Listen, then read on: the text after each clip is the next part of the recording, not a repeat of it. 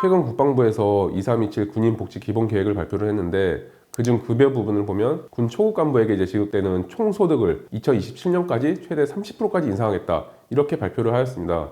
GP나 GOP, 해안, 강한, 함정, 방공 등 경계부대에 이제 복무하는 초급 장교의 경우 30%, 초급 부사관의 경우 28%, 경계부대를 이제 제외한 일반 부대 같은 경우에는 초급 장교라면 15%, 초급 부사관의 경우 14% 이렇게까지 이제 5년 후 이제 올리겠다는 건데요. 예를 들어 이제 최전방 경계부대 복무하는 소위 1호봉 기준으로 봤을 때 약 3,800만 원에서 약 4,900만 원으로 그렇게 올려주겠다는 것입니다.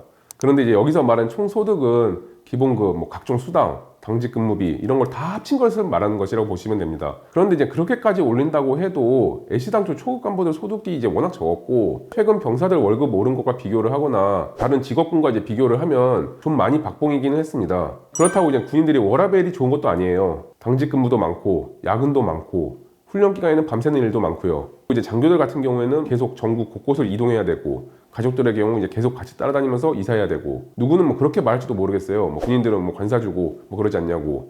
그런데 이제 관사 사정이 정말 열악합니다. 또 군인들의 경우에는 계급 정년이라는 것이 있습니다. 장교의 경우 이제 소령은 최근에 개정이 되긴 했는데 50세까지로 중령 이제 53세, 대령은 56세이고 부사관의 경우 이제 원사는 이제 55세, 상사는 53세, 중사는 이제 45세예요. 일반적인 이제 국가공무원이나 지방공무원이 이제 60세인 것과 비교를 하면 정말 이른 나이에 퇴직을 하게 됩니다. 이런 사정들을 고려하면 군인들 월급은 좀 더 많이 올려줘야 된다고 생각을 합니다. 그런데 이제 기업운으로 해서 월급에서 빠지는 부분이 꽤 되기 때문에 실제 이제 월급 실수령액은 꽤 많이 적습니다.